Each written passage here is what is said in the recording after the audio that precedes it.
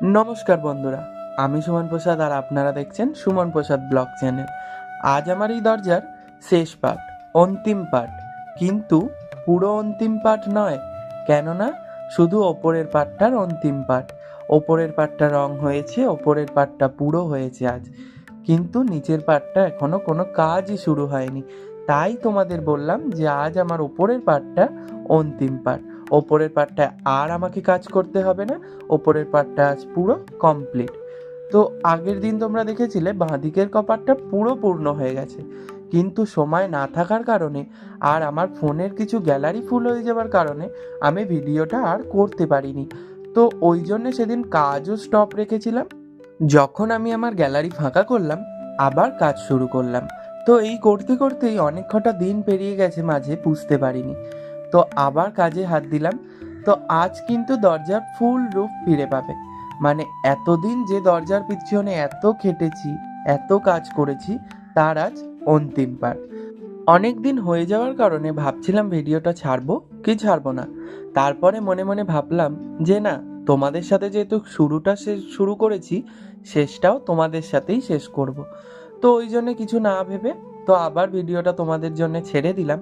অবশ্যই তোমরা কিন্তু জানিও আমার এই দরজা পেন্টিংয়ের ভিডিওগুলো তোমাদের কেমন লাগছে, কেননা আজ প্রায় অন্তিম পার্ট, একটাও কেউ কমেন্ট করনি। অবশ্যই কিন্তু কমেন্ট করে জানিও যে তোমাদের কেমন লাগলো এত দিনের আমার পরিশ্রম এবং তোমাদের যে ভালোবাসা, সেটা দিয়ে আমি এই যে কাজটা করে তুলতে পেরেছি, সেটা তোমাদের কেমন লাগলো।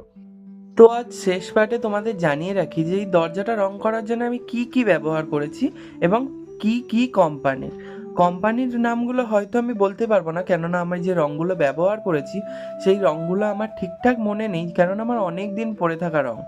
তো আমি এখানে ফেব্রিক কালারই ইউজ করেছি। দরজায় যে আমার নীল যে ক্যানভাসের কালারটা দেখতে পাচ্ছ, দরজায় যে নীল রঙটা করা, সেটা অয়েল কালার। এবং তিনটে যে পদ্ম ফুল রং করেছি, সেই তিনটে প্রথমেতে একটু হালকা পিঙ্ক কালার, তারপরে হালকা ডিপ পিঙ্ক কালার, তারপরে একদম ডিপ পিঙ্ক কালার দিয়ে শেড দিয়েছি।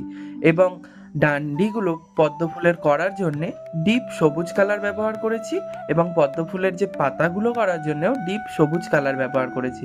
বাইরের বর্ডারটার জন্য হলুদ কালার, এবং পাতার মধ্যে যে একটা সাদা হালকা ভাব রয়েছে, ওইটা করার জন্য ডিপ সবুজ রঙের সাথে একটুখানি সাদা রং মিশিয়ে ওই কালারটা ক্রিয়েট করেছি। ওটা পাতার মিডিলের কালার। তো ওইটাই এখন দেখো কালার করছি। তো আজকের ভিডিওটা এতটা পর্যন্ত, দেখা হবে আবার দরজার নতুন পার্ট নিয়ে।